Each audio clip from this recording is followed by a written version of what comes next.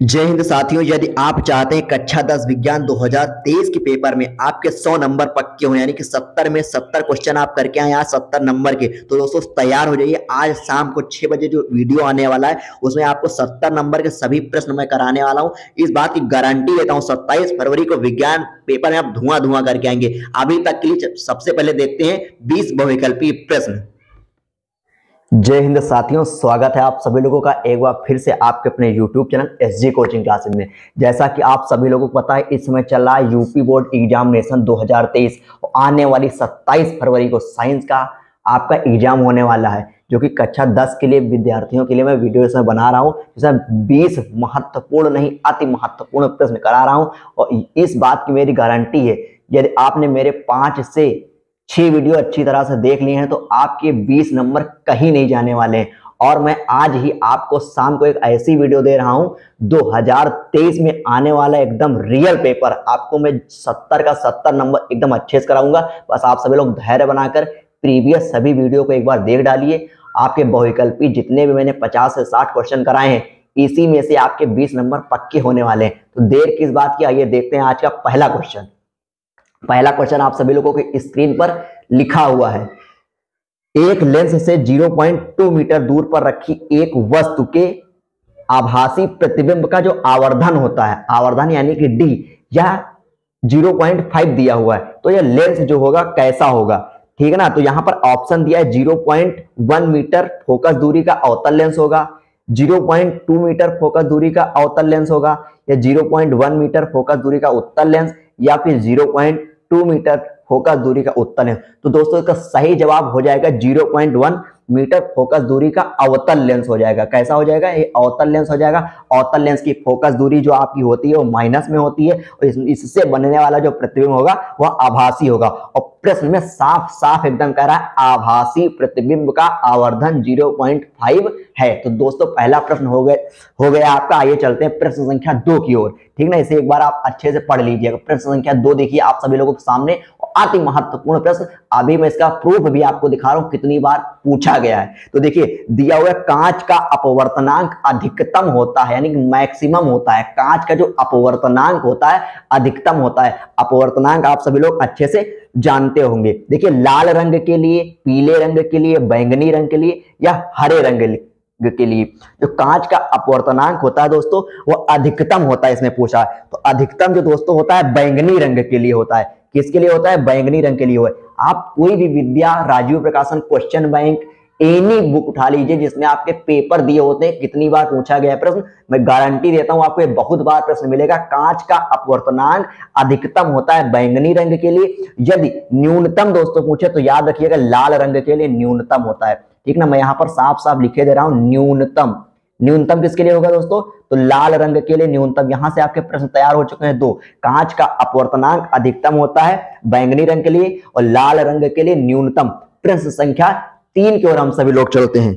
प्रश्न संख्या 3 देखिए, ये क्वेश्चन तो एकदम बोर्ड परीक्षा में एकदम अच्छे से याद कर लिए। यही प्रश्न बार बार उठा के दे देते हैं।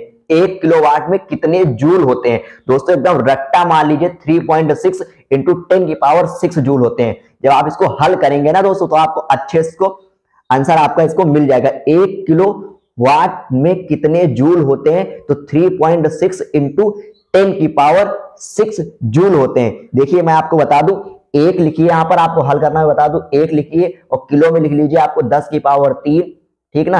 1 घंटे में आपके 60 मिनट होते हैं, 1 मिनट में 60 सेकंड होते हैं। जब आप इसको अच्छे से हल करेंगे तो आपका यही सही जवाब आपके आने वाला है, ठीक ना। आइए हम सभी लोग चलते हैं प्रश्न संख्या 4 की ओर, ठीक ना। 1 किलोवाट घंटा में कितने जूल, 3.6 इंटू 10 की पावर 6 जूल होते हैं। प्रश्न संख्या 4 आप सभी लोगों के सामने, एक गतिमान इलेक्ट्रॉन, मतलब मोशन में इलेक्ट्रॉन उत्पन्न करता है। इलेक्ट्रॉन का आवेश अगर पूछे तो ऋणात्मक होता है इलेक्ट्रॉन पर आवेश। तो इसका ऑप्शन है एक गतिमान इलेक्ट्रॉन उत्पन्न करता है केवल विद्युतीय क्षेत्र उत्पन्न करता है, केवल चुंबकीय क्षेत्र, या फिर वैद्युत एवं चुंबकीय क्षेत्र दोनों, या तो फिर इनमें से कोई नहीं, यानी कोई क्षेत्र नहीं उत्पन्न करता। तो ऐसा दोस्तों हो ही नहीं सकता है। एक इलेक्ट्रॉन जो होता है वैद्युत क्षेत्र एवं चुंबकीय क्षेत्र दोनों उत्पन्न करता है। तो इसका सही जवाब सभी लोग समझ चुके हैं, ऑप्शन नंबर 3 हो जाएगा। वैद्युत एवं चुंबकीय क्षेत्र दोनों। तू रख हौसला वो मंजर भी आएगा, प्यासे के पास चलकर समुंदर भी आएगा, और थक कर न बैठ ऐ मंजिल के मुसाफिर, मंजिल में मिलेगी और मिलने का मजा भी आएगा। प्रश्न संख्या 5, निम्नलिखित में से कौन सा प्रबल विद्युत अवघट्य नहीं है? प्रबल विद्युत का अवघट्य नहीं है, दुर्बल की बात नहीं कर रहा है दोस्तों, अच्छे से याद कर लीजिए। पोटेशियम नाइट्रेट इसका सही जवाब हो जाएगा। और ये जो तीनों दिए, ammonium chloride, sodium acetate, hydrogen sulphide, ये प्रबल विद्युत अवघट्य हैं। और प्रबल विद्युत अवघट्य नहीं है तो पोटेशियम प्रबल विद्युत अवघट्य नहीं होता या दुर्बल होता है। चलिए आइए हम देखते हैं प्रश्न संख्या 6। ठीक ना, प्रश्न संख्या 6 कई बार यह प्रश्न पूछा गया है दोस्तों, इसको समझिए अच्छे से। निम्नलिखित में से कौन सा कथन उदासीन घोल के लिए असत्य? उदासीन का मतलब होता है ऐसा कोई यौगिक, ऐसा कोई तत्व जिसका पीएच मान 7 हो। तो दोस्तों इसका जो सही जवाब हो जाएगा, पीएच मान जिसका 7 होता है, ठीक ना, वह उदासीन होता है। इसको जब हम हल करेंगे तीनों को, पहले को जब इसको लॉग के हिसाब से हम लॉग लेके दोनों पक्षों में हल करेंगे तो इसके पीएच मान सबके साथ आ जाएंगे। लेकिन किसी का भी कोई भी ऐसा उदासीन घोल नहीं है जिसका पीएच मान 0 हो। तो पीएच मान को जो 0 होता है यही इसका गलत जवाब है, मतलब इसका ये कथन असत्य है। तो आपके प्रश्न के हिसाब से यही आपका सही जवाब हो जाएगा। तो असत्य क्या है इसके लिए? पीएच का मान 0 नहीं होता है उदासीन के लिए। ठीक ना, देखिए 7 जो होता है, किसी भी तत्व का पीएच मान 7 है तो वह तत्व आपका उदासीन है। पीएच मान 7 से कम है तो अम्ल है, पीएच मान 7 से अधिक है तो क्षार है। पीएच मान स्केल की खोज सर लॉरेंस ने की थी, यह आपको याद रखना है। 7 उदासीन होता है, आपको एकदम अच्छे से रट्टा मार लेना है। तो अम्ल क्या होते हैं? जो स्वाद में खट्टे होते हैं, OH आयन देते हैं। ठीक ना, आइए चलते हैं, H+ आयन देते हैं। क्षार जो है वो आपके OH- आयन देते हैं।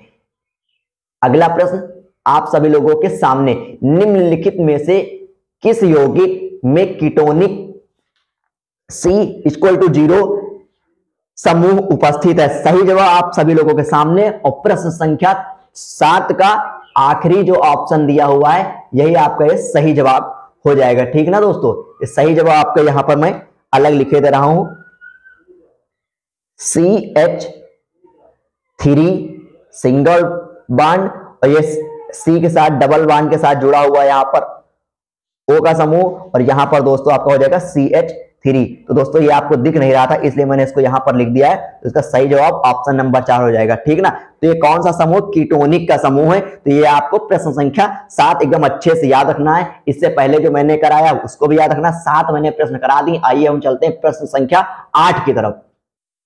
प्रश्न संख्या 8, मेंडल के अनुसार मटर के बौने पौधे का जीन प्रारूप होता है। तो दोस्तों जो बौना पौधा होता है वो स्मॉल टी होता है। क्या हो जाएगा इसका सही जवाब? Option number 3। मेंडल के अनुसार मटर के बौने पौधे के जीन प्रारूप जो होता है स्मॉल 2 बार टी और टी हो जाएगा। ठीक ना, तो मेंडल ने अगर किस पौधे पर प्रारूप अपना जीन का प्रारूप किया तो मटर के पौधे पर किया। विज्ञान की वह शाखा जिसमें जीवाश्मों का अध्ययन किया जाता है। दोस्तों जीवाश्मों का अध्ययन पैलियोंटोलॉजी के अंतर्गत किया जाता है। किसके अंदर? पैलियोंटोलॉजी। भैया ये सब प्रश्न महत्वपूर्ण है, अच्छे से पढ़ाई कर लीजिएगा। आपका 70 में 70 का काम होने वाला है। यदि आपने 20 नंबर ये सही कर लिए तब, और आगे मैं आपको कराने वाला हूं आज एक इंपॉर्टेंट वीडियो जिसमें 70 के 70 नंबर क्वेश्चन फंसने वाले हैं कल के पेपर में। घेंघा रोग का नियमन होता है। जो घेंघा रोग होता है आयोडीन की कमी के कारण होता है, और इसका नियमन जो होता है थायरॉक्सिन से होता है, थायरॉक्सिन। ठीक ना, तो दोस्तों थायरॉक्सिन हो जाएगा। देखिए इंसुलिन यहां पर दिया हुआ, इंसुलिन की कमी से मधुमेह रोग यानी कि डायबिटीज होता है। ऑक्सीटोसिन क्या होता है? ऑक्सीटोसिन दोस्तों ये लव हार्मोन होता है, इसको आपको याद रखना। आइए चलते हैं हम सभी लोग अगले प्रश्न की ओर। निम्नलिखित में से कौन सी प्रक्रिया केवल जंतुओं में पाई जाती है? बहुत ही इंपॉर्टेंट ये क्वेश्चन है दोस्तों। निम्नलिखित में से कौन सी प्रक्रिया जंतुओं में पाई जाती है? तो इसके ऑप्शन देख लीजिए, आप सभी लोगों के सामने दिए हुए हैं। क्या दिया हुआ है दोस्तों? देखिए हार्मोनी दिया हुआ है, हार्मोनी नियंत्रण, उसके बाद दिया है श्वसन, उसके बाद दोस्तों दिया है आपका इसमें वृद्धि और तंत्रिकीय नियंत्रण। तो इसका जो सही जवाब हो जाएगा दोस्तों, तो इसका जो दोस्तों सही जवाब होने वाला है तंत्रिकीय नियंत्रण हो जाएगा।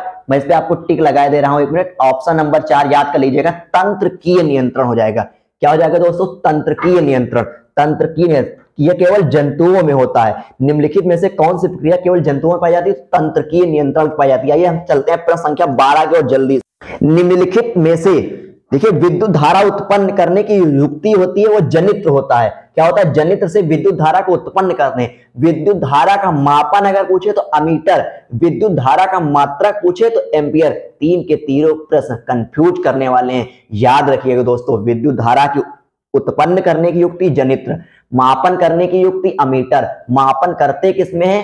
अमीटर से, और उसका मात्रक एम्पियर होता है। प्रतिरोध का मात्रक, प्रतिरोध का मैंने मात्रक बताया था, प्रतिरोध का नियम ओम का नियम बताया, प्रतिरोध का मात्रक ओम होता है।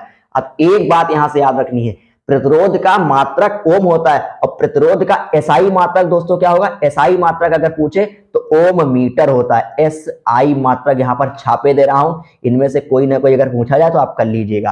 कांच का अपवर्तनांक मैंने अभी आपको बताया। देखिए दोबारा से प्रश्न फिर से आ चुका है क्योंकि ये 2 पेपरों में आया हुआ है। मैं जो आपको प्रश्न करा रहा हूं प्रीवियस ईयर पेपर ही है सब। तो देखिए 2019 और 2021 का मैंने पेपर रखा है, इसी में आपका 2 बार पूछा गया। कांच का अपवर्तनांक अधिकतम होता है बैंगनी रंग के लिए, न्यूनतम होता है लाल रंग के लिए। अगला प्रश्न जल्दी से देखिए, सामान्य मनुष्य के आंख के लिए दूरबिंदु होता है, मतलब सामान्य मनुष्य की जो आंख होती है वो दूरबिंदु क्या होगा? यानी उसका जो अधिकतम वाला बिंदु होगा कहां तक देख सकता है? अगर सामान्य मनुष्य की आंख एकदम मस्त है, सही है, तो अनंत तक देख सकता है। यदि यहां पर निकट बिंदु होता तब आपको एकदम अच्छे से याद रखना 25 सेंटीमीटर होता दोस्तों। क्या होता? 25 सेंटीमीटर। देखिए आज का अगला प्रश्न दोस्तों आप सभी लोगों के सामने, निम्न में से दिए गए माध्यमों में प्रकाश की चाल न्यूनतम होती है। देखिए जो प्रकाश की चाल जो न्यूनतम होती है वो हीरा में होती है। हीरा का मतलब हो गया जो पदार्थ सब आप दिए गए ऑप्शन में जो पदार्थ सबसे कठोर होगा। देखिए जो पदार्थ सबसे कठोर होगा उसमें आपका प्रकाश की चाल न्यूनतम होगी। तो यहां पर हीरा सबसे कठोर है, हीरा सर्वाधिक कठोर पदार्थ है। इसकी संरचना चतुष्फलकीय त्रिविमीय संरचना होती है, जालक संरचना होती है।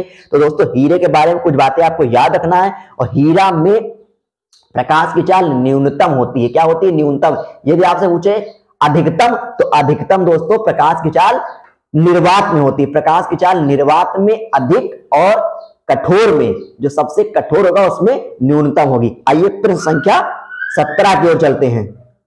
अगला प्रश्न आप सभी लोगों के सामने अति महत्वपूर्ण प्रश्न।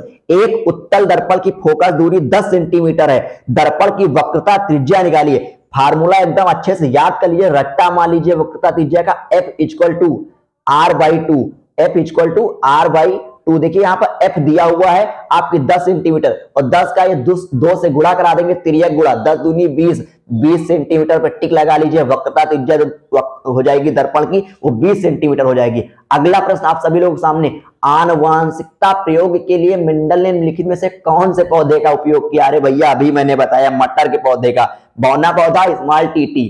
चलिए अगला प्रश्न, पुष्प के नर भाग को क्या कहते हैं? पुष्प के नर भाग को पुमंग कहते हैं। क्या कहते हैं दोस्तों? पुमंग। देखिए आज बहुत ही कम समय में 20 के 20 प्रश्न हो चुके हैं दोस्तों, तो मार दीजिए जल्दी से एक लाइक और चाहने वालों के पास एक बार वीडियो को शेयर कर दीजिएगा और शाम को आज हमारे साथ जुड़ जाइएगा।